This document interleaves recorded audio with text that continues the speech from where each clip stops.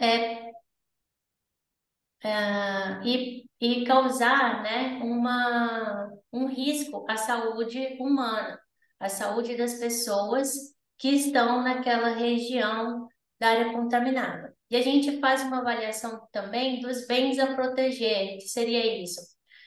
Se tem córregos próximo, tem que ter cuidado para que essa contaminação não chegue a essas áreas aí que a gente chama de bens a proteger. Tá? Então, a área contaminada vão ser essas áreas que têm determinadas substâncias químicas, que têm estudos, né, que essas substâncias causam danos à saúde humana e depende das concentrações em que elas vão estar. As áreas contaminadas se tornam contaminadas por diversos motivos. Bem conhecidos são os depósitos de resíduos. Então, tem áreas que antigamente eram lixões, que hoje são áreas contaminadas, porque aquela deposição de lixo de forma incorreta contamina a área, mesmo que seja lixo orgânico, né? Ali vai estar uma área rica em metano, pela decomposição do lixo. E quando é resíduos tóxicos com produtos químicos, então aí a gente tem uma quantidade ainda maior de produtos químicos, né? De substâncias químicas potencialmente poluidoras daquela água. Outra fonte de poluição, que são os vazamentos de tubos, enterrados e de tanques, né? Hoje em dia, a gente tem um grande número de áreas contaminadas no estado de São Paulo por conta de postos de combustíveis. A grande parte, né, das áreas contaminadas aqui no estado de São Paulo devido aos postos de combustíveis, até porque a CETESB pega mais no pé deles, então tem essa estatística também, né? Mas postos de combustíveis, por ter tanques subterrâneos, né? E é difícil você visualizar aquele vazamento, você tem uma grande incidência aí de contaminação de solo e água subterrânea por combustíveis. E aí pode acontecer, né, contaminação por difusas, né? No caso de fertilizantes, então quando chove, né, carrega aqueles fertilizantes para o lençol freático, por infiltração, ou até mesmo rio, né, contaminando aquela água por nitrato e metais que estão ali presentes nos fertilizantes.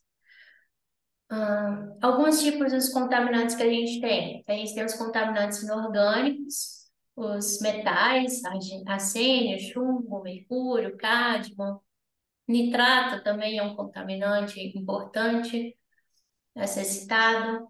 A gente tem os contaminantes aromáticos e poliaromáticos, que são mais encontrados aí nos postos de combustíveis, como eu falei, né? Vazamento de gasolina, de diesel. Então, são as substâncias que normalmente a gente procura quando está investigando um posto de combustíveis são essas.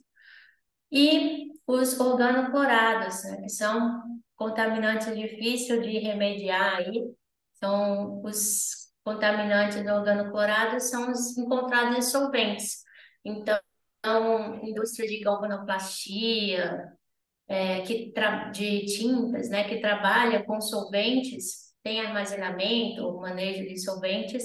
Normalmente a gente faz essa investigação aí de organoclorados. Esses produtos, né, quando entram, né, em contato com o solo, a gente vai encontrar eles em diversas fases, né, diferentes fases, estados físicos, que vai depender muito das propriedades dessas substâncias, né? Metais, por exemplo, a gente não vai esperar que esteja na fase vaporizada, mas um benzeno, um etilbenzeno, a gente já vai ficar preocupado com a fase vapor, que pode proporcionar um vazamento dessa substância. Então, a gente fala, né, que a gente tem a fase sorvida, que é o contaminante que fica impregnado no solo. Isso é uma preocupação, porque se a gente não remove a fase dissolvida no solo, ele continua continuamente, né, alimentando a fase dissolvida, que é o que a substância, quando a substância encontra o lençol freático. E aí a gente tem essa fase dissolvida, que aí vai ficar misturado ali no lençol freático e ganha maior mobilidade, podendo sair da área, das fronteiras, né, da área contaminada. E tem a fase livre, que é a única dessas fases que a gente consegue visualmente identificar, depende muito da quantidade de substância química que vazou ali, né? Então, em postos de combustíveis, por exemplo, se a gente, às vezes a gente olha o posto de monitoramento e você consegue ver visualmente, né? Visualmente tem uma quantidade ali de produto em cima da água, né, do lençol freático. Você consegue visualizar isso. Isso a gente chama de fase livre. E a fase vapor, né, que é as substâncias químicas que volatilizam. E aí a gente se preocupa muito com elas porque é o que mais causa problema na avaliação de risco à saúde humana quando a gente faz.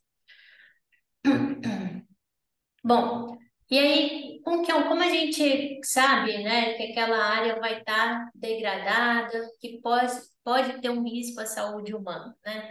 Porque a gente falou que em determinadas concentrações, essas substâncias a gente pode classificar aquela área como contaminada. E aí a gente tem como parâmetro os valores orientadores. Aqui no estado de São Paulo, a gente tem a decisão de diretoria número 125. Ela que vai servir de comparação quando eu faço uma análise de solo ou de água subterrânea, é com ela que eu vou comparar se aquele resultado que eu tenho, aquela concentração de benzeno que eu encontrei naquele solo, ela que vai me falar se eu devo ficar atenta, né? Se eu devo investigar mais ou se eu posso parar de investigar, não preciso investigar. Então, esse é o nosso principal ferramenta para a gente separar uma área contaminada, né, de uma área não contaminada. Caso, né, a gente tem diversas substâncias químicas nessa decisão de diretoria, isso a nível de São Paulo, tem a nível nacional, o CONAMA 420, tá? E caso não tenha substâncias nacionais, né, contidas nessa lista, a gente pode consultar listas internacionais, né, como o da EPA, que é o órgão ambiental dos Estados Unidos. Então, a gente usa nossos resultados de amostras de solo e de água subterrânea e compara, então, com esses chamados valores orientadores. Eles que vão definir se a gente vai continuar investigando uma área ou não, tá? Bom, mas aí, então por que que a gente precisa se preocupar se uma área está contaminada, né? Já contaminou o solo e água subterrânea, como isso pode afetar nossas vidas, né? Isso pode afetar nossas vidas porque, como eu falei, algumas substâncias químicas, elas podem volatilizar e elas podem permear o solo e atingir as residências. Então, a gente fala que atingiu, né, um ambiente fechado. Se atinge um ambiente fechado, aquele contaminante vai ficar confinado ali, né? Então, a gente já tem casos de provocar explosão, né, por ter essa permeabilidade desses vapores que estão no solo. Então, dependendo da concentração dessa substância no solo, ela pode permear, né, o solo e entrar nas nossas residências, né? E aí é o que nos preocupa, é o que a gente avalia, né, quando a gente está fazendo um gerenciamento de áreas contaminadas, se isso de fato está acontecendo. Então, é uma das principais preocupações que nós temos quando estamos fazendo um estudo de áreas contaminadas. E aí vai depender das propriedades dessa substância, né? Não, como eu falei. E aí tem o risco do contato dérmico, isso para substâncias, por exemplo, com metais, né? Então, se tem uma substância, uma área contaminada por metais, mercúrio, cádmio, chumbo, tem esse risco, né, de ter o contato dérmico, principalmente criança que gosta de mexer com terra, né? Então, tem esse risco aí do contato dérmico. E tem o risco de ingestão de água contaminada, né, ou ingestão de alimentos que teve contato com aquele solo contaminado. Então, todos esses caminhos de exposição são avaliados, né? Quais são os caminhos de exposição possíveis quando a gente está gerenciando uma área de contaminado. Então, os documentos mais utilizados aqui no gerenciamento de áreas contaminadas e que guiam, né, os nossos passos, que dão as diretrizes, porque a gente precisa fazer, né? A nível nacional é o CONAMA 420 de 2009, e em São Paulo a gente tem o decreto 59.263 de 2013 e a decisão de diretoria número 38 de 2017. Essa decisão de diretoria é o nosso livro de cabeceira, né? Ele que vai dar todas as direções que a gente precisa, né? Como eu falei, aqui eu fiz um recorte da decisão de diretoria. Aqui é onde a gente sempre está consultando para saber o que a CETESB exige para tornar válido o nosso estudo. Então, aqui está todos os mapas que precisam, os estudos que precisam conter, né? Tem um passo a passo aí do que precisa ser entregue para eles para que seja válido, para que eles tornem isso válido o nosso estudo, né? Para que eles considerem o nosso estudo válido. Então, esse é o nosso livro de cabeceira aí do gerenciamento de áreas contaminadas. Então, vamos para as etapas do gerenciamento de áreas contaminadas. No começo, que a gente está fazendo o gerenciamento de áreas contaminadas, a gente não sabe nada da área, né? Então, a primeira coisa que a gente precisa saber é realizar um levantamento histórico dessa área. Então, normalmente a gente olha um lote vago. Então, a gente pensa, deve estar tudo bem nesse lugar, né? Mas o que eu vou mostrar para vocês, né, e o que as construtoras têm aprendido com o tempo, é que antes da gente começar a construir em algum lugar, ou até comprar um apartamento ou uma casa, a gente precisa avaliar o que aconteceu nessa área ao longo de todos esses anos, tá? E isso é a nossa primeira etapa do gerenciamento de áreas contaminadas, que é a avaliação ambiental preliminar, tá? Então, nessa avaliação ambiental preliminar, a gente vai fazer o levantamento histórico da área, pegar foto antiga, lá de 1960, ir na prefeitura, pesquisar se já teve permissão, né, um licenciamento para ter algum empreendimento naquela área. E aí a gente é um trabalho de detetive mesmo, vai ter que pesquisar, procurar, olhar a foto antiga, perguntar na vizinhança, né, saber o que eles sabem a respeito dessa área, para saber se em algum momento essa área foi depósito de lixo, abrigou alguma indústria, algum comércio, né? A gente precisa ter todas essas informações históricas, tá? Se teve indústria, a gente precisa pesquisar qual que foi o layout dessa indústria, para a gente conseguir identificar onde é que estavam as fontes de contaminação. Aí, se tinha tanque enterrado, em qual posição aqui tinha esse tanque enterrado? Porque isso vai facilitar nas etapas posteriores, que é de investigação, de coleta de solo. Quando a gente vai coletar um solo, com uma água subterrânea, a gente precisa saber por onde começar a coleta de solo e de água subterrânea, né? Então, essa avaliação preliminar vai nos dar essa informação. Olha, aqui antigamente tinha um tanque enterrado, então a gente precisa começar a coleta de solo e de água subterrânea aqui, próximo a esse tanque enterrado, tá? Para a gente, isso que vai nortear o nosso gerenciamento. Isso é quando a gente tem informações, né? Ou quando a gente tem fontes pontuais de contaminação. Quando a gente tem fontes difusas, né? No caso de um lixão, por exemplo, um depósito de lixo, aí o estudo fica, a etapa de investigação de coleta de solo e água subterrânea fica um pouco mais complexa. Tá? Mas, a priori, a gente identifica esses pontos de áreas contaminadas, né, de pontos suspeitos de contaminação, onde potencialmente tinha uma fonte de poluição, e aí a gente parte para a investigação confirmatória, tá?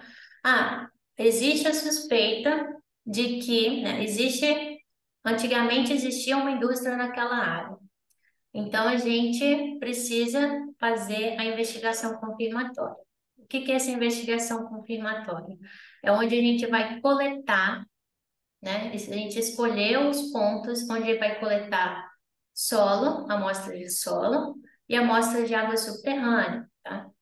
E aí a gente também na avaliação preliminar, a gente já tem uma ideia de quais substâncias químicas a gente deve procurar. A gente deve procurar metais, a gente deve procurar benzeno, para destinar a análises químicas, né? A gente precisa mandar isso para o laboratório e fazer uma análise química e saber o que a gente está procurando. Então, a gente, na investigação confirmatória que acontece a coleta desse solo e dessa água subterrânea. Bom, se, né, algum dessas amostras de solo e de água subterrânea, a gente pegou o resultado, a concentração dessas substâncias e comparou lá com nossos valores orientadores que eu falei no início da apresentação, né, que é a tabelinha lá que a gente compara os valores orientadores. Se alguma dessas substâncias deu concentração acima desses valores orientadores, aí sim a gente precisa partir para uma outra etapa, que é a investigação detalhada, porque a gente sabe agora que em um determinado ponto a gente tem uma contaminação. E aí o próximo passo que a gente precisa saber é qual é o tamanho dessa contaminação. E aí a gente vai para a etapa de investigação detalhada, que a gente faz junto com a avaliação de risco, tá? Primeiro a gente faz a investigação detalhada, que seria então saber a dimensão dessa contaminação. Então, nessa área, a gente teve um ponto de contaminação na investigação confirmatória, a gente vai fazer mais amostras de solo e mais amostras de água para saber, então, o tamanho da contaminação que está aqui, tá? Após a gente saber o tamanho dessa concentração, né, dessa contaminação, a gente vai fazer avaliação de risco. A avaliação de risco vai levar em consideração o uso e ocupação do solo atual e futuro, tá? Então, a gente avalia se tem residências, tá? Então, o uso desse solo é para residência. A gente faz uma avaliação de risco, que vai me dar novas concentrações, tá? Essa avaliação de risco vai levar em consideração o tipo de solo, a profundidade que estão essas concentrações, a largura dessa concentração. Então, a gente tem vários fatores que aí vai fazer uma modelagem matemática que vai me dar concentrações máximas aceitáveis, né? Essas concentrações máximas aceitáveis é o que vai valer nessa área agora. A gente teve aqueles valores tabelados da CETESB, que vai me permitir, né, saber se eu preciso investigar mais aquela área, e o que vai saber se aquela contaminação está sendo prejudicial para as pessoas que estão ali, seja indústria, seja residenciais, vai ser a avaliação de risco à saúde humana. E aí a gente tem, então, as concentrações máximas aceitáveis, que é isso, vai me falar, olha, a concentração máxima aceitável que temos aqui é X, tá? Então, as concentrações para encontrar nessa área tem que estar abaixo dessa concentração máxima aceitável. Se estiver acima, a gente precisa fazer alguma coisa, né? Fazer o que a gente chama de intervenção, seria cuidar daquele solo, tomar medidas para que aquela contaminação não prejudique as pessoas que estão ali. Tá? No final da avaliação detalhada, a gente vai ter um mapinha desse formato, tá? A gente vai saber a dimensão dessa concentração horizontalmente e verticalmente, tá? E a gente vai saber, né, quais são os pontos que têm maior concentração, menor concentração. Normalmente a gente tem essa pluminha aqui, é o resultado final da investigação detalhada. E aí, né, caso as concentrações que a gente tenha naquele solo sejam superiores às concentrações máximas aceitáveis, a gente então adota medidas de intervenção. E a gente tem três tipos de medidas de intervenção. As medidas de controle institucional, que seria, né, evitar que os receptores sejam expostos àquela contaminação, né? Então, a gente faz uma restrição do uso da água subterrânea, ou interdita um prédio, ou interdita alguma área, a gente retira aqueles receptores que estão ali, né? Ou tem as medidas de engenharia, que seria eliminar os caminhos de exposição, né? Então, você pode impermeabilizar uma área. O problema é metais, né, no solo. Então, você impermeabiliza, asfalta tudo, para que as pessoas não tenham contato com aquele solo contaminado. E por último, e o que é mais recomendável pela CETESB, é que você faça medidas de fato de remediação, medidas de tratamento, que seria você focar na contaminação, você reduzir aquela contaminação, né? Você usar artifícios, a gente tem oxidação química, tem bombeamento e tratamento, você tem diversos tipos de técnicas que visam a remoção daquela contaminação, né? Destruição daquela contaminação no solo e na água subterrânea. Mas isso não é fácil. A gente vê áreas contaminadas por anos, que está fazendo tratamento, né, por 20 anos, 30 anos. Depende muito da complexidade da área. E aí, o que normalmente se faz é sempre casar, né? Uma medida de tratamento, já que é uma coisa demorada, esse tratamento da água subterrânea, do solo, casa com uma medida de engenharia, né? Que eu vou mostrar para vocês aí os casos que a gente tem de residências que estão localizadas em áreas contaminadas. Aqui algumas técnicas de investigação, né? Que os postos de monitoramento de água subterrânea, provavelmente vocês já tenham visto esse em posto de gasolina, né? Essas bolinhas aí amarelas são postos de monitoramento de água subterrânea. A gente instala postos de monitoramento de vapor, né, sobre o piso. E coleta de solo, aqui já foi coletado o solo e a gente está fazendo análise aqui para saber qual é a parte do solo, né, qual a profundidade a gente vai fazer a coleta. Bom, então, de uma forma geral, a gente inicia, então, né, um resuminho aqui do que é a avaliação, gerenciamento de áreas contaminadas. A gente começa investigando se aquela área de fato tem alguma suspeita de contaminação. Se ela tem suspeita de contaminação, a gente faz a investigação confirmatória, que é a coleta de solo e água subterrânea. A coleta, as amostras de solo e de água subterrânea apresentou alguma substância química acima daqueles valores orientadores, Aí a gente parte para investigação detalhada e avaliação de risco. Na avaliação de risco, a gente faz uma modelagem matemática para saber se aquela concentração, aquela profundidade, aquele tamanho de contaminação, né, de fato, né, está tendo um risco à saúde humana. A gente vai encontrar nessa modelagem matemática, né, novas concentrações máximas aceitáveis. E aí a gente compara. As concentrações que a gente tem na nossa área é maior do que as concentrações máximas aceitáveis calculadas?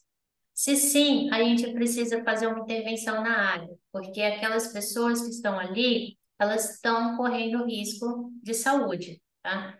Se não ter o risco, a concentração máxima aceitável, a gente só faz o monitoramento semestral daquela água subterrânea para ver se tem alguma alteração. Porque as concentrações, né, elas podem variar com o nível de chuva, dependendo da pluviometria, né, tem interferência aí na concentração. Então, a gente continua, permanece fazendo aquele monitoramento. E aí eu vou mostrar para vocês, não vou me estender muito, sobre os estudos de caso, alguns casos famosos que a gente tem aqui. A gente tem as Mansões Santo Antônio, em Campinas, não sei se alguém conhece Campinas, mas é uma região nobre de Campinas. É perto ali do Parque Taquaral, um dos mais famosos de Campinas, e do Shopping Dom Pedro. Ali a gente tem, né, esse caso aqui de áreas contaminadas. Tinha uma indústria lá em 1973 até 1996, uma indústria de solventes químicos, que foi autuada pela CETESB inúmeras vezes, tá? Até que ela foi desativada em 1996, tá? E de 1996 a 1998, essa empresa ficou desativada e ela foi falar, por que que eu não vendo meu terreno, né? E aí vendeu o terreno, provavelmente a um preço bem bacana para a construtora. E aí, essa construtora tinha um plano de construir 8 prédios nessa área. E aí, como eram prédios pequenos, né? Eu acho que dependendo do tamanho do prédio, eles fazem uma consulta CETESB, né? Tem um procedimento aí. Mas como eram prédios pequenos, eles não consultaram a CETESB, não, e a prefeitura autorizou a construção desses prédios. E aí, em 2001, tinham 3 prédios dos 8 que eles queriam construir prontos. Inclusive, um já tinha gente morando nesses prédios. Até que a CETESB teve conhecimento disso e embargou, né? Interditou essas obras, tá? E aí é um problema que até hoje os moradores desses prédios enfrentam, né? Judicialmente, é, é uma questão que tem aí mais de 20 anos se estendendo. A gente tem aqui diversos noticiários a respeito dessa área contaminada. Inclusive, o mais recente aqui, de abril de 2023, fala que foi finalizada a investigação detalhada e avaliação de risco. Isso 20 anos depois, tá? Ah, aqui, né, a gente tem uma história de 2011 em que o prédio foi interditado por causa dos gases. Ano passado, eu ia colocar aqui, mas não acabei esquecendo, ano passado, um desses prédios foi interditado, justamente porque o que que eles fizeram? Eles fizeram uma medida de engenharia para que as pessoas pudessem morar nessa área, já que é uma área super contaminada. Então, qual foi a medida de engenharia que eles fizeram? Instalaram extratores, né, extração de vapores no subsolo. Então, a exigência, né, dessa tese para que esses prédios continuem funcionando ali, abrigando os moradores, é que esse extrator de vapores continue funcionando. E aí, ano passado, não sei por qual motivo, desligaram esses extratores de vapores. E a CETESB ficou sabendo e interditou novamente o prédio, tá? Então, outras medidas, né, que eles fizeram foi a restrição do uso da água subterrânea e movimentação do solo. Porque você faz a movimentação do solo, você está ali removendo, né, aqueles vapores que estão ali presos. Esse é um dos casos. Outro caso muito famoso é o residencial Barão de Mauá, na Grande São Paulo também. Esse caso ele foi bem trágico, porque eles descobriram a contaminação quando um funcionário foi fazer uma manutenção numa caixa d'água no subsolo, né? E aí teve uma explosão, né? E o funcionário acabou falecendo. E aí eles descobriram que ali você tinha concentração de gases tóxicos no subsolo. Investigaram e descobriram que ali acho que era um antigo lixão, né? Então tem muitos vapores ali no subsolo. Essa área, ela continua, né, sendo a residência de muitas pessoas, né? E tem algumas exigências técnicas para que ela continue funcionando, né? Até porque isso vira uma briga judicial imensa, né? Imagina você comprar um prédio, um apartamento, e você não sabe que está numa área contaminada. É obrigação da construtora fazer essa investigação, fazer esse estudo antes de construir. Então, para esse prédio continuar funcionando, eles querem que tenha monitoramento do índice de explosividade, tenha ventilação forçada, tenha monitoramento da qualidade do ar. Isso a gente vê em muitas indústrias acontecendo também. Proibição do uso de água subterrânea, enfim, uma infinidade aí de restrições e de medidas de engenharia, tá? Para que reduza o risco à saúde humana das pessoas, para que as pessoas não inalem, para que não tenha risco de explosão, tá? A gente toma essas medidas. Mas, em paralelo, tem que fazer a remediação. A CETESB, para ela te isentar, né, de você remediar uma área, tem que provar que não tenha uma técnica possível, viável economicamente, ou não existe uma técnica que consiga remediar aquela área. Por isso que tem algumas áreas aí que estão sendo remediadas por muito tempo. Esses são alguns casos. Bom, aqui eu separei também algumas fontes, né, que a gente pode fazer algumas pesquisas, né? As áreas contaminadas, elas tá em domínio público. Você consegue pesquisar em alguns sites aqui da CETESB. Se você mora perto de uma área contaminada, se você mora em uma área contaminada, você consegue fazer essa pesquisa aqui no DataGel, tá? Aqui eu coloquei a comunidade do Haiti em laranja, né? Então você tem algumas áreas contaminadas aqui próximo e tem o site de relação de áreas contaminadas da CETESB, tá? Que aqui a gente consegue ver mais claramente, né, os pontos de áreas contaminadas que nós temos. Aqui está a comunidade do Haiti. Logo aqui a gente tem o Matarazzo, né, que tem uma história muito famosa, né, de contaminação. É considerada uma área crítica pela CETESB, assim como Mansões Santo Antônio, Residencial Mauá. É uma área bem problemática aí para a CETESB. Está em como áreas críticas, que são áreas que você tem uma contaminação muito grande e não tem uma solução a médio e longo prazo. E aí o Google Earth, né? É uma das ferramentas que nós usamos quando a gente está fazendo avaliação preliminar. E aí eu fiz uma pesquisa aqui e me chamou a atenção duas imagens do Google Earth da área da comunidade Haiti. Eu já tinha conversado com o professor Lee e ele me falou algumas suspeitas que tinha da área, né? E me chamou muita atenção porque, assim, dificilmente a gente vê mudanças, assim, tão rápidas ao longo do tempo, né? Como aconteceu nessa comunidade Haiti. Aqui eu peguei uma figura de dezembro de 2010, que dá para perceber que tem uma construção, tinha uma construção nessa área, né? E eu fiquei curiosa, né? Não sei se o professor ali tem alguma informação, mas ali a gente tem uma evidência, né, de que teve alguma construção ali anteriormente à comunidade do Haiti. E aí precisa saber que tipo de empreendimento foi esse que teve ali, tá? Se teve manuseio de produtos químicos ou não. É importante fazer esse estudo, a gente vai ter que pesquisar sobre isso.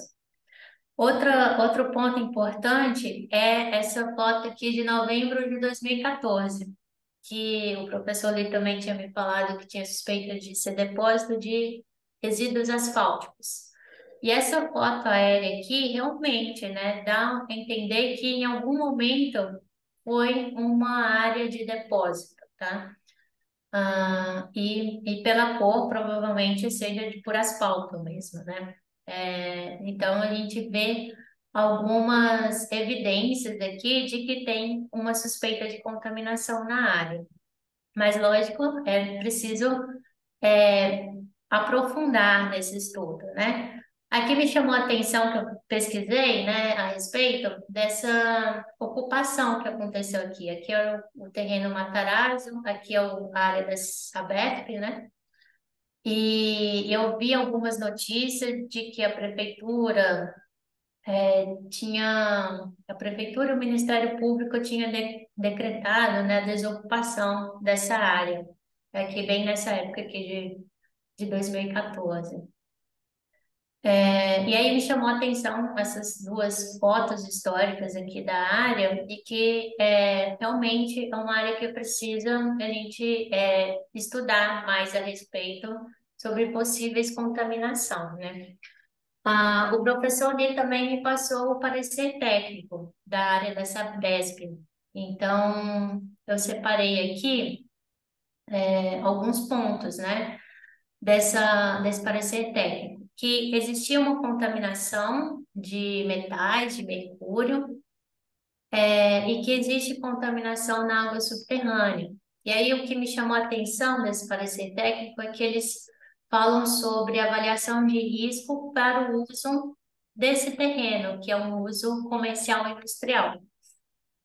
E como tem esse residencial aqui, né, essa comunidade,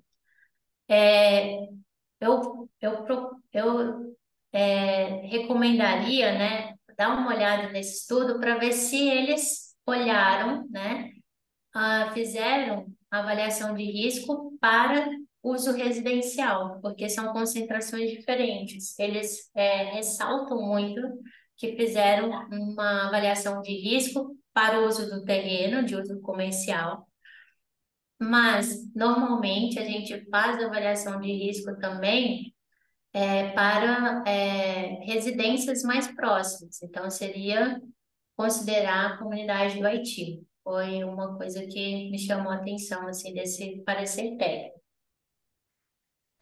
Bom, o que eu tinha para mostrar é isso. Eu agradeço pela atenção. Aqui alguns contatos e estou disponível aí para tirar dúvidas, alguma coisa que não tenha ficado claro aqui na apresentação. Muito bom. Não, muito legal, Ariane. Acho que foi um ótimo panorama e acho que agora a gente vai abrir para perguntas aqui. Eu mesmo já tenho algumas aqui. Tá, E vou aproveitar já para aquecer motores aqui, então já fazer umas perguntas, depois a gente vai passando aqui pela turma. Então, uma é que a gente ouve muito falar da necessidade da remoção do solo, né? Você não chegou a falar, acho que numa das tabelas isso aparecia lá mais insinuado, né? Isso é uma solução radical, porque em outra você também colocava como uma diminuição da pluma do contaminante. E, uhum, e aí, como fazer isso? Você chegou a falar dos aspersores de não sei o quê, enfim. Então, um pouco tirar essa dúvida, quando que a remoção da terra é necessária, ou ela é uma das possibilidades, podem ser outras. Essas diminuição das plumas, como é que ela pode se dar? É possível acontecer com, por exemplo, a manutenção das construções, né, enfim, coisa assim. E uma coisa uhum, que eu não sei se você chegou a estudar também, essa coisa da remediação, da fitorremediação, na remediação com o plantio, e qual que seria o tempo disso? É um tempo muito diferente, a efetividade, casos que você já teve notícia? Enfim, para aquecer os motores, eu já faço essas perguntas aí para você. Sim. Olha, a remoção de solo é uma das possibilidades que tem para a remediação. Mas é pouco usada, assim. Para mim, é uma das mais efetivas, porque o nosso problema em remediação é que a gente não consegue detectar muito bem onde o solo está contaminado. E aí, como eu falei, aquele solo contaminado vai continuamente alimentar a sua pluma de água subterrânea. Então, se o empreendimento local permite você fazer a remoção do solo, é a solução melhor que você tem. Mas a maioria dos empreendimentos, você não tem essa possibilidade de fazer a remoção do solo, tá? Então, a remoção do solo acaba sendo utilizada em áreas que não tem o empreendimento funcionando. Eu participei de um que a gente fez remoção de solo, que era um posto de gasolina. Então, a gente fez por partes, né? E era numa área rural, era um posto de gasolina numa área rural. Então, desculpa o barulho aí do meu vizinho, gente. Então, foi possível fazer a remoção do solo dessa área, mas normalmente não é possível, então a gente adota outras medidas. Uma das medidas mais utilizadas é a oxidação química, mas aí depende do tipo de contaminante, né? Quando é um benzeno, naftaleno, algum composto orgânico, a gente consegue injetar oxidantes químicos, né, nessas áreas, tanto no solo quanto na água subterrânea. Na água subterrânea é muito mais fácil, né, de você injetar. Você pode usar um poço de monitoramento para fazer a injeção. No solo é um pouco mais complicado, né, que você precisa de um espaço para fazer essa injeção no solo. Ah, mas existe é uma das técnicas mais utilizadas quando você não consegue fazer a remoção do solo, né? E Que essas é que duram quase anos, nunca. Então, é, essas que duram anos, mas justamente dura anos porque você não, normalmente dura anos porque você não localizou muito bem onde está a sua contaminação no solo, tá? Se você localizar onde está essa contaminação no solo, você consegue resolver mais rápido esse problema. A chave da questão é a contaminação do solo. Por isso que muitas pessoas falam, precisa remover o solo. Mas são poucas ocasiões que a gente consegue remover o solo, porque ninguém vai parar a sua indústria, ninguém vai, vou parar aqui de trabalhar para remediar essa área, tá? Então, a gente faz a remediação com as pessoas trabalhando. Então, seria a injeção de oxidante. A fitorremediação conheço pouco, é uma técnica que é ainda pouco aplicada, ah, e não sei muito bem como funciona, para falar a verdade. Eu sei que a gente tem a biorremediação, né? A biorremediação que é um pouco mais aplicada, que a gente pode usar melaço, pode usar algumas coisas naturais que vai fazer esse trabalho aí de oxidação. Ao invés da gente colocar uma oxidação química, a gente proporciona, né, aquele meio, coloca nutrientes que as bactérias vão crescer e vão cuidar ali daquela contaminação. Isso para água ótimo. subterrânea, para o solo, eu Tá. já não sei se seria tão efetivo. Eu vou ficar aqui de cinegrafista, que eu vou. Ah, ou então você vem aqui, peraí. Só enquanto a Maria Tereza está aqui, também só uma coisa que me ocorreu também enquanto você falava, era se você podia também explicar o que seria fisicamente, por exemplo, sei lá, você vai ter uma área de, sei lá, 3x3, 5x5, que vai ter um poço, que vai não sei o quê, para inserção desses oxidantes. O que significa isso fisicamente, assim, vamos dizer, né? Num processo de descontaminação. Mas vamos ver, Maria Tereza aqui, que também está aqui, vai fazer umas perguntas também. Mariane, boa noite. Boa noite. Obrigada. A gente devia ter convidado você antes, olha, mas a gente fica feliz de tê-la aqui essa noite. Então, fazer uma consideração que você fez uma pesquisa, um estudo, né? E Uhum. você apresenta aí que na área vizinha da Sabesp tem no parecer que foi te encaminhado metais, mercúrios e na água subterrânea. É importante você falar da água, porque a primeira consideração que o leigo faz é que isso foi feito no terreno da Sabesp e do Haiti no tá, como se eles não tivessem, como se tivesse uma linha imaginária e daqui a água não circula. Então, acho importante essa sua colocação, porque a água, obviamente, ela está embaixo de ambos os terrenos, independente do que se tem em cima e da propriedade dele. E uma dúvida que eu tenho, que eu sou leiga na área, o que que os metais e o mercúrio que você apresentou, que foi visto, né, nesse laudo, o que que eles podem ocorrer para as pessoas? De que forma afeta a saúde das pessoas? Por gentileza. Tá. Só uma consideração sobre a água subterrânea, é que nesse parecer técnico eles falam também que a contaminação está restrita à área dessa PESP, tá? Então, por quê? Quando a gente faz uma investigação da água subterrânea, a gente faz diversos poços, tá? Então, justamente para delimitar. Então, de acordo com esse parecer técnico e o estudo feito por essa consultoria, essa contaminação ela está restrita na área dessa pesca. Tá? Mas nada impede que, com o passar do tempo, né, precisa ver o sentido da água subterrânea nessa área, que eu não sei. Então, dependendo do sentido da água subterrânea nessa área, pode ser que ocasionalmente atinja a comunidade do Haiti, tá? Mas isso é responsabilidade do proprietário da área fazer esse monitoramento, tá? Se essa pluma está migrando para fora da área dela. E aí, a partir disso, ele precisa tomar medidas para que isso não aconteça.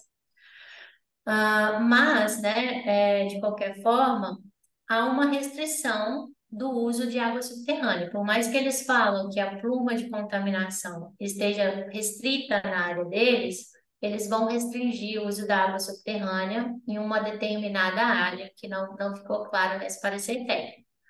Mas devido às contaminações dos outros terrenos que eu vi lá, a gente consegue ver isso no DataGel também, ali tem diversos pontos de contaminação que você não pode utilizar água subterrânea. Eu até falei com o professor ali, falei, olha, de maneira alguma pense em utilizar água subterrânea ali, porque não só o terreno dessa BF, mas tem várias áreas contaminadas ao redor.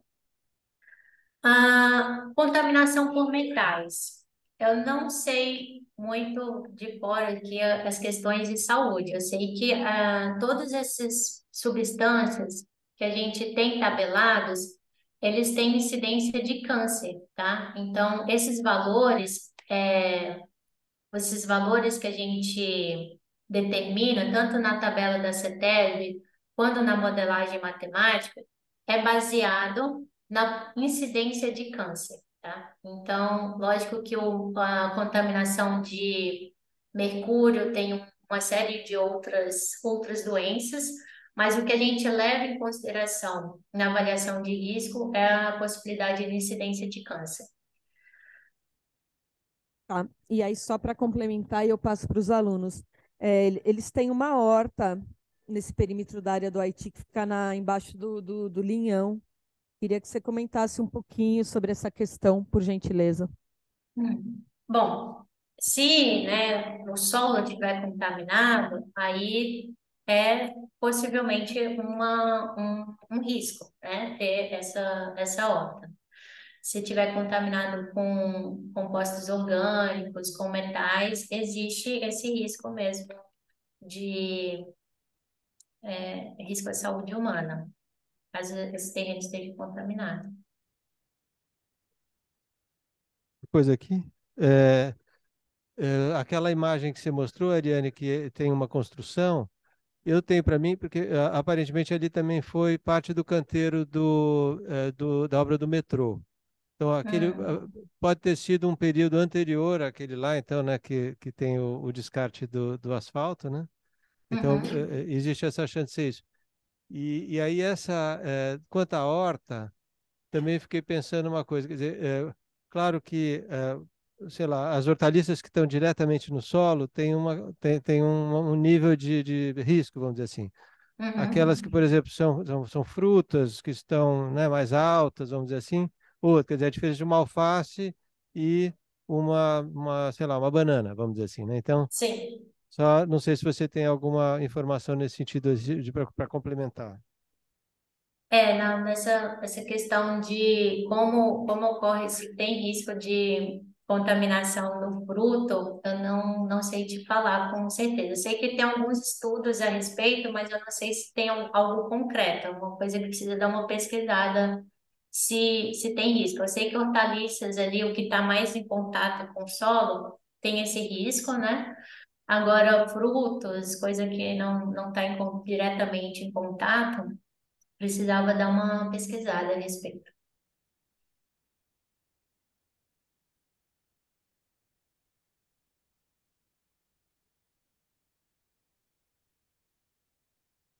Não tá? Tá vendo? Não é pra pergunta. É isso aí. Tá ouvindo? Estou ouvindo. Agora sim. A nossa dúvida é porque tem uma suspeita que lá funcionou uma fábrica de pesticida, né? E uma suspeita Hum. de contaminação do hexaclorobenzeno. A gente queria saber que tipo de contaminação é, o agravante, né? Se confirmasse a contaminação lá mesmo. Sim, então, caso tenha essa contaminação, deixa eu até dar uma olhada aqui na decisão de diretoria aqui. Se a gente tem. Bom, precisava ver, né? Porque pesticidas entram, tem vários substâncias que tem no pesticidas que entram na nossa, como substâncias potencialmente poluidoras, que a gente tem parâmetros, né, estudos que nos permitam calcular uma concentração máxima aceitável para o local. Então, essa informação é muito importante e seria muito útil na hora da gente fazer um plano, né, de investigação confirmatória nessa área. Se teve uma indústria de pesticidas, você vai ter que analisar entre as substâncias, né, essas substâncias que estão inclusas nos pesticidas, que são algumas classes que tem ali na planilha da CETESB. Então, uma informação que você precisa, né, informar na avaliação preliminar para que faça parte das análises químicas que vão ser feitas, né? Alô, tá me ouvindo? Sim, estou Boa vendo. noite, Ariane. Boa Eu queria, noite. como é que eu faço para licenciar uma obra em um terreno contaminado? Se eu preciso de algum laudo, né, para, enfim, demonstrar que pode construir não tem um grau de contaminação tão alto que eu possa construir, ou se eu preciso apresentar um laudo falando que eu já descontaminei ou alguma coisa desse tipo. Qual que é a relação entre alvarás para construção e solos contaminados? Olha, eu tenho um pouco de experiência na área de licenciamento, tá? Cuido bem da área de gerenciamento de áreas contaminadas. Mas pelo que eu vejo, a CETESB, ela pede, né, para áreas que tem suspeita de contaminação, esse estudo. Então, por exemplo, no caso da Moções Santo Antônio, ela possivelmente não daria a permissão de construir naquele local, porque ela já tinha conhecimento daquela área estar contaminada. Mas tem muita área que está contaminada que a gente não sabe, né? Então, o que ela pede normalmente é que faça um estudo. Ela pede, né, para, sei lá, se foi uma indústria que esteve naquele local. Quando essa indústria fecha, ela precisa provar que não deixou aquela área contaminada, tá? Agora, se é uma área que não tem conhecimento, a gente não sabe o que é, você só vai perceber que está contaminada depois que construiu naquela área. Por isso que as construtoras hoje em dia, antes de comprar um terreno, elas têm buscado fazer avaliação preliminar porque normalmente não tem como você saber, né? A não ser que aquela tá na cara que teve uma indústria ali. Mas se foi uma indústria que aconteceu há muito tempo atrás, você não tem conhecimento. Então, antes de comprar um terreno, você, para não fazer um mau negócio, porque você se torna um responsável por aquela contaminação, né? Você pede um consultor para fazer aquele estudo daquela área. E sobre a questão do licenciamento, a CETESB não vai pedir, só vai impedir que aconteça uma obra lá se ela tiver conhecimento daquilo, tá? Que aí ela vai fazer uma restrição.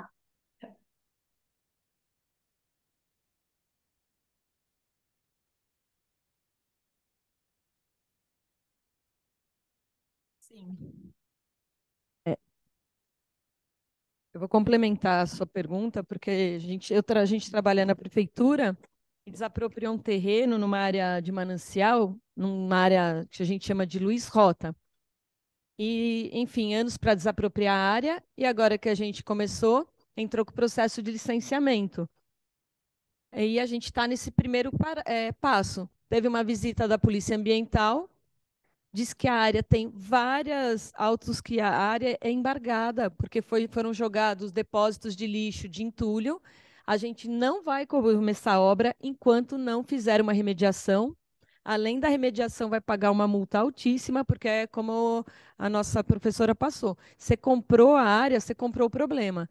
Vários processos foram arquivados, mas tem um aberto. Então, a gente comprou uma área que está embargada por uma ação anterior. Enquanto a gente não fizer a remediação, que vai passar por essa troca de solo, sim, porque tem muito depósito, além de pagar multa e além de outros tipos de compensação. Então, sem isso, você não avança no licenciamento. É zero chance. Quem quer fazer outra pergunta? Que aí eu levo, gente. Sem mais perguntas?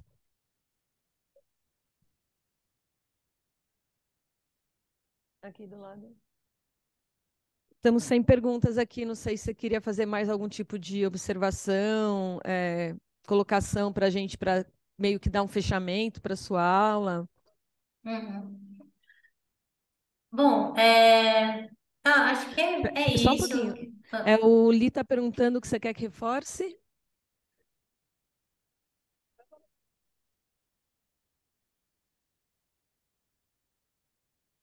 Não, o Liv perguntou para você dar uma reforçada nessa questão da contaminação, como seriam esses aspersores, que forma, prazos, enfim, se não é uma troca de solo, é isso, Li?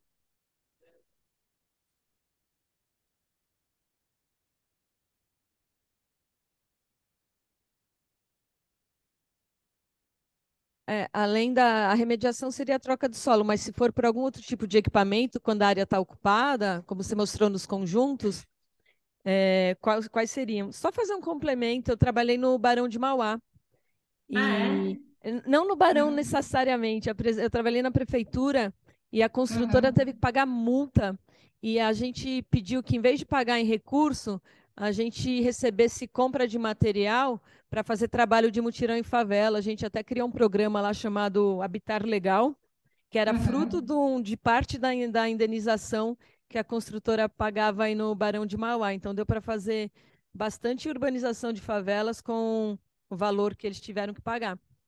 E só Ah, fazer legal. também uma Uhum. observação, o Li está perguntando isso, né? A área ocupada, ela tem poucas vielas, né? As casas estão sobre a área, mas para nós a sua vinda é importante para a gente saber se dá para deixá-los, que tipos de equipamentos, se eles continuarem morando lá, tem 5 metros aí de altura da cota natural para quanto tem de aterro. Se eles forem continuar morando lá, dá para eles morarem lá e a gente botar algum equipamento e cuidar disso? Eu sei que a gente está fazendo muita pergunta para você, que sem o mínimo Uhum. de uma amostra de solo e saber as quantidades, você não pode dar nenhuma posição mais enfática, porque faz parte da confirmação. Mas acho que a pergunta do Li vai nesse sentido. Se ninguém fizer nada lá, no urbanizar, enfim, não remover as famílias, dá para entrar algum tipo de equipamento para cuidar desses materiais que você observou, pelo menos no laudo da área vizinha?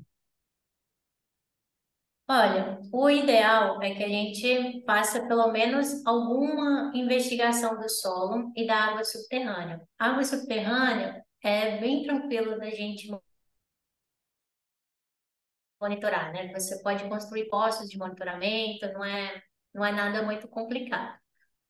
E aí, mas eu vi que aquela área tá bem fechada de casa, né? Pelo que eu vi pelo Google Maps lá, pelo Google Earth, né? Então, mas não pode,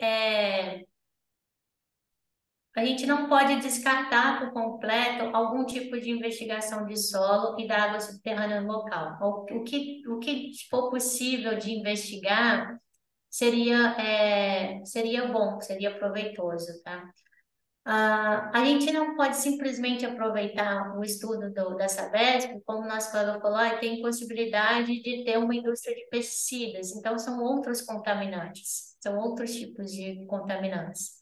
O que pode fazer é, paralelo a essa investigação, já que tem tantas possibilidades, né, de ter uma contaminação por substâncias voláteis, pode fazer paralelo à investigação fazer instalação de poços de vapor, que foi aquilo que eu mostrei para vocês, que é um super simples, é simples, mas é caro de instalar, não é nada barato. Gerenciamento de áreas contaminadas é uma coisa custosa. Mas existem, né? A gente faz monitoramento em áreas contaminadas, que a gente sabe que está contaminado, e a gente faz esse monitoramento para saber se as pessoas que estão ali estão correndo risco, instalando esses postos, que a gente chama de postos subslab, e tem os ambiente, de ar ambiente. Então, esses postos subslab, elas ficam no piso, né? Então, pode instalar em alguns pisos esses poços subslabs e, periodicamente, fazer a amostragem de vapor desses poços, tá? E, periodicamente, também pode fazer as amostragens de ar ambiente, que você coloca um coletor de ar a altura, né, de uma pessoa, de 1,5 m, 1,60 m, e você coloca ali naquela altura e faz a coleta por 8 horas, 12 horas e depois leva para análise. Então, eu acho que nesse primeiro momento, para saber se tem algum risco e como são etapas demoradas de investigação, né?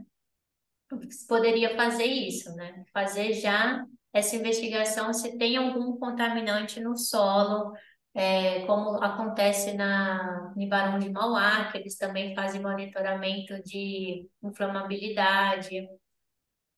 Tem essa possibilidade, então seria chamar uma consultoria, né, para fazer essa investigação de se tem gás inflamável, se corre o risco, né, de acontecer alguma explosão, se instalando esses postos subslab ou fazendo essa coleta de ar ambiente, você consegue saber também se está tendo inalação de vapor de substâncias tóxicas. Isso é o que seria possível, assim, de imediato, né? São as respostas de imediato que a gente tem para saber se está tendo risco de inalação de vapor. Mas paralelamente, precisaria fazer uma investigação, ver o que seria possível, né? Seria coletar solo, onde é possível fazer coleta de solo, onde é possível instalar um posto de monitoramento, porque pelo que a gente viu, né, esse pouco que a gente conversou, o tipo de contaminação é um pouco diferente do que a gente tem na Sabesp, na área da Sabesp, né? Oi, boa noite. Dá para me Boa ouvir? noite. Dá, né? Sim. É, a minha pergunta é sobre, retomando, desculpa.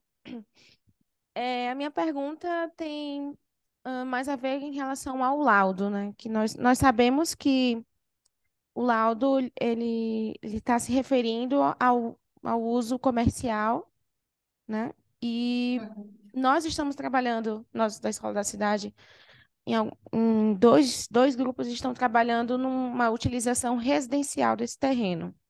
Aí, no Uhum. caso, no futuro, nessa mudança de uso desse terreno, teria que fazer um novo laudo?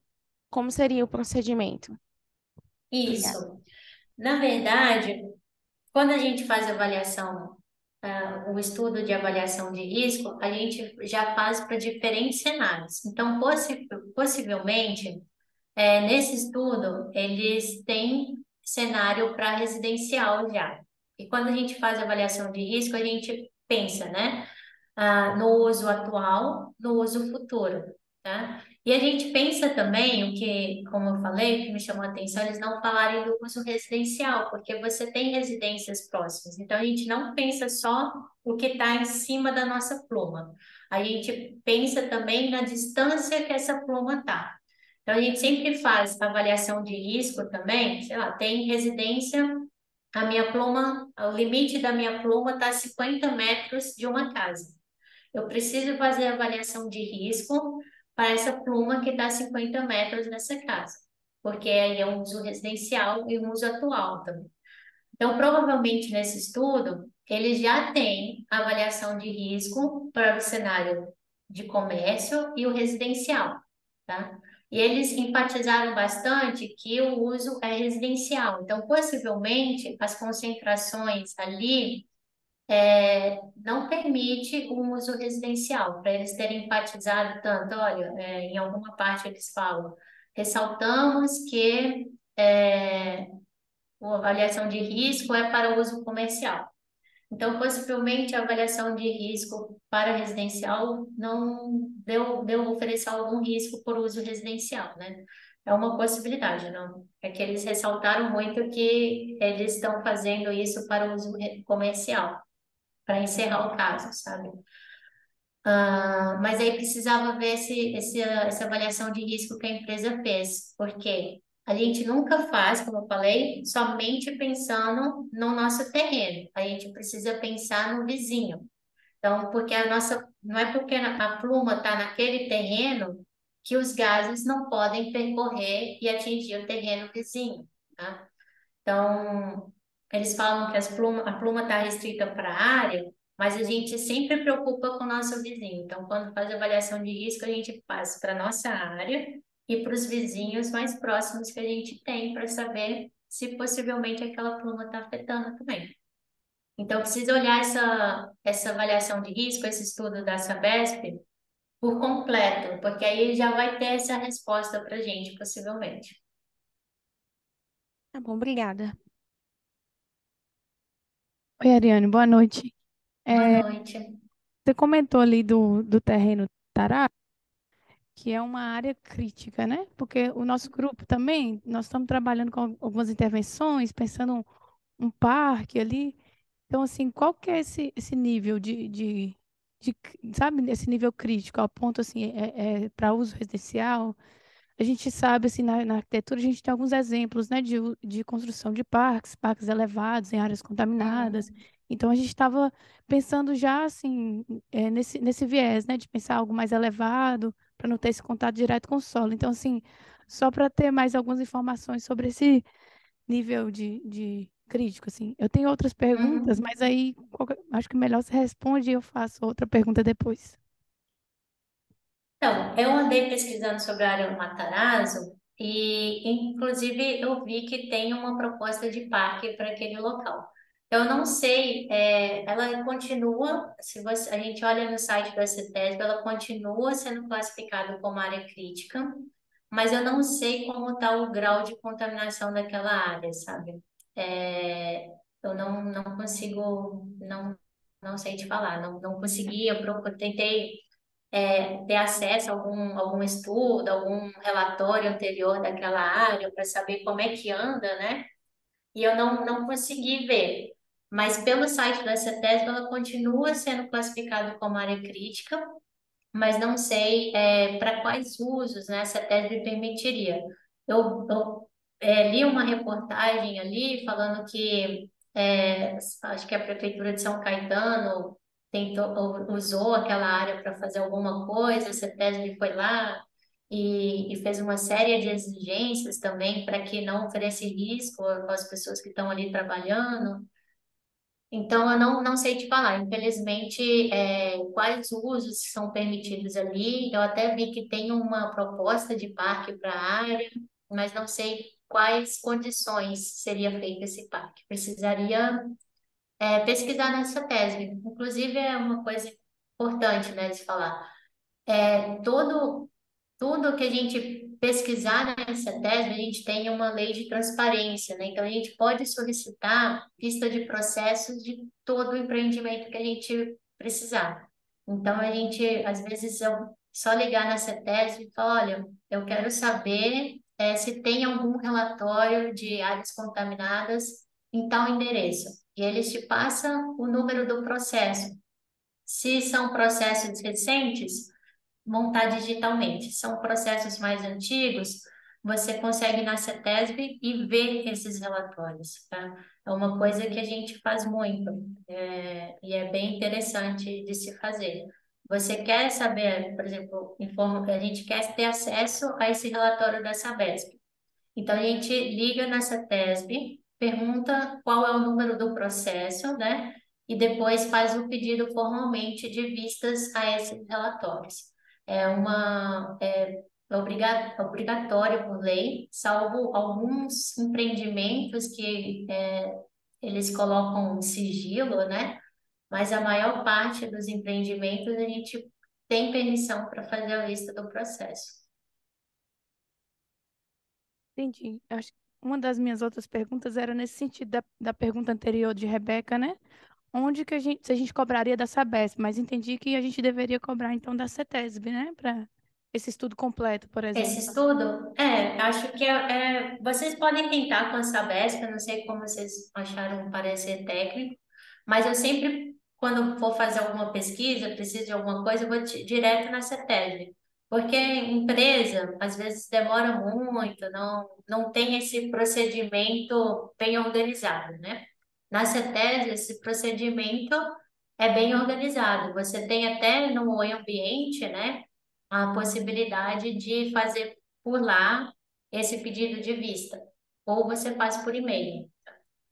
Então, eu sempre vou na CETESB porque eles já sabem que é uma coisa que eu tenho direito de ver, eles já têm esse conhecimento e eles vão me ajudar, né?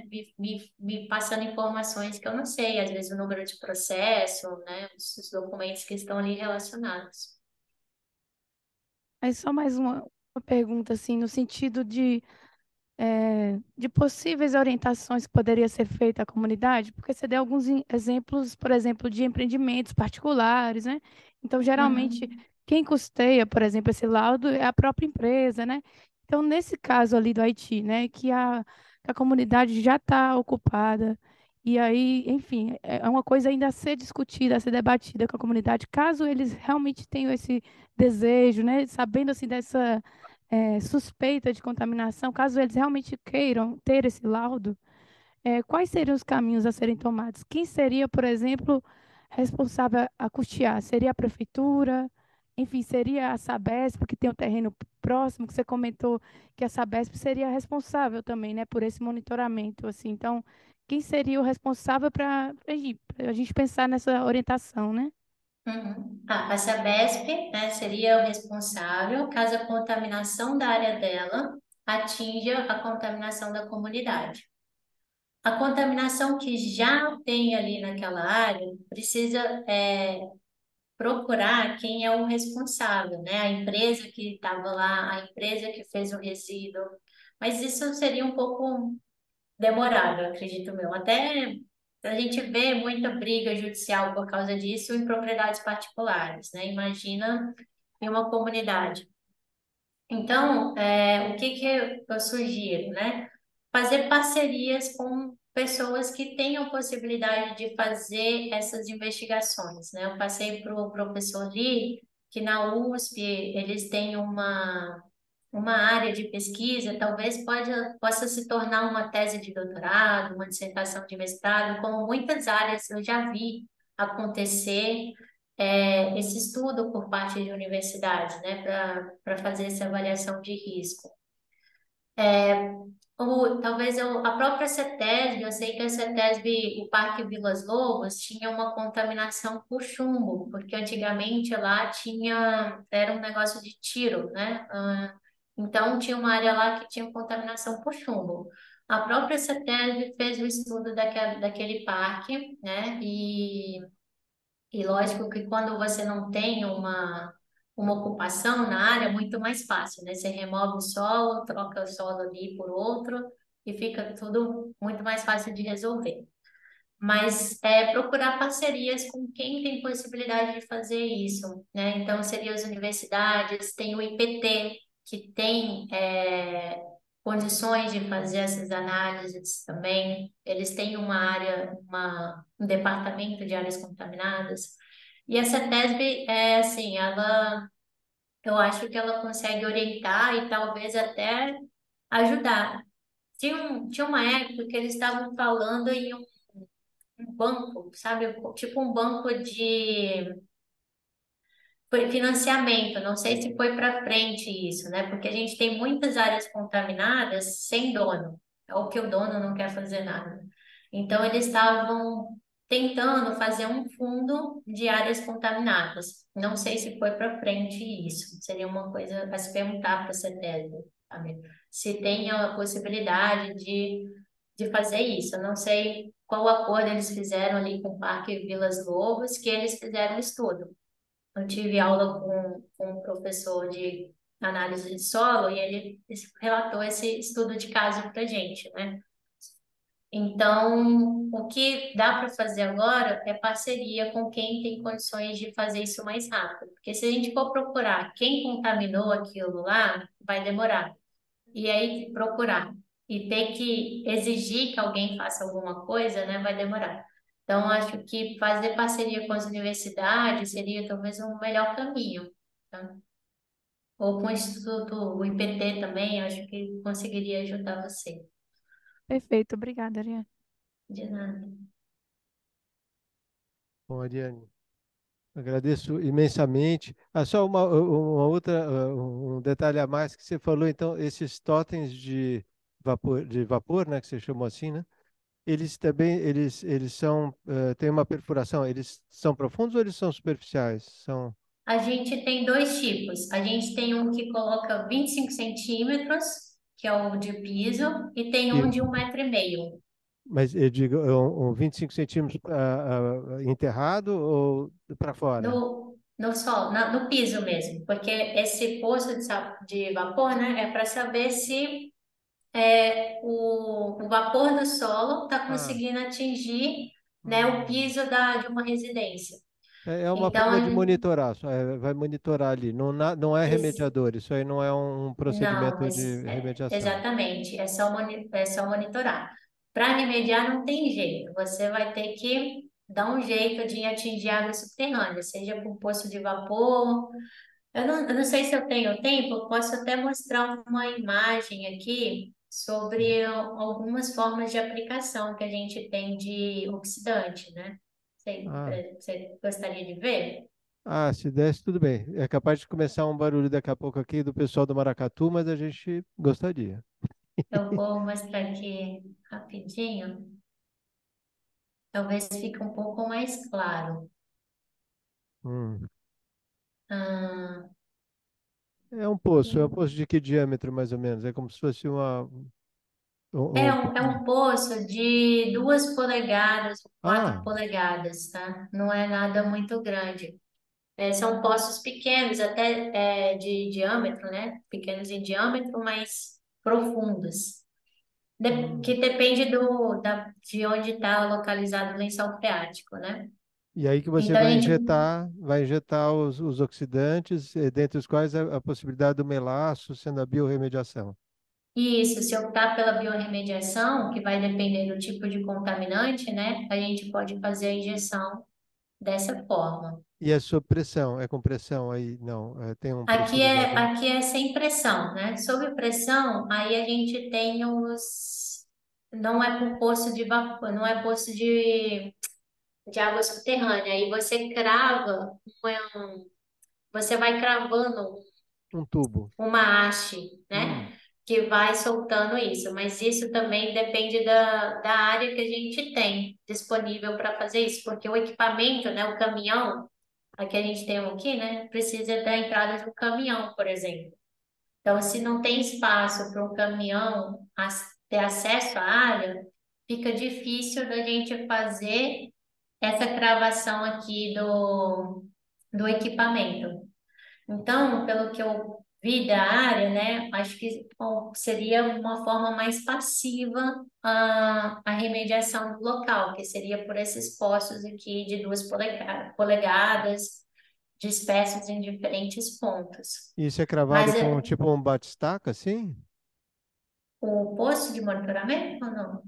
Ou é um tipo uma perfuratriz, assim, não, mas esses você falou Isso. passivos, para não precisar entrar o caminhão.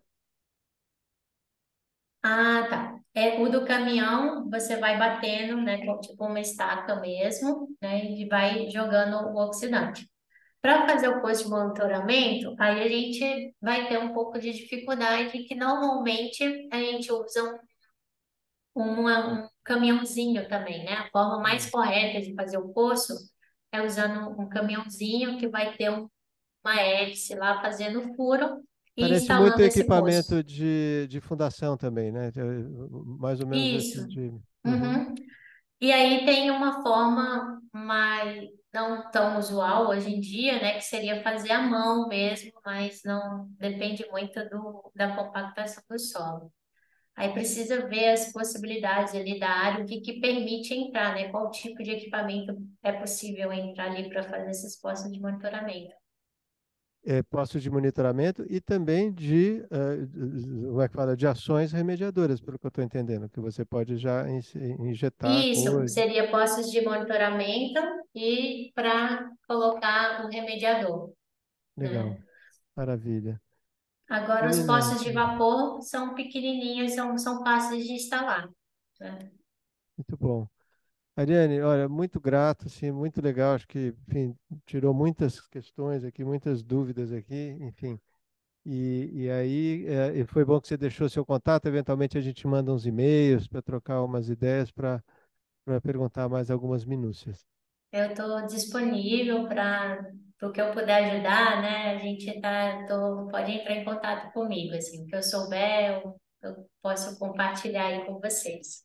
Maravilha, menina. Obrigado, hein? Tudo de bom para você aí. Eu que agradeço. Obrigada, pessoal. Tá rolando um aplauso aqui. Obrigada.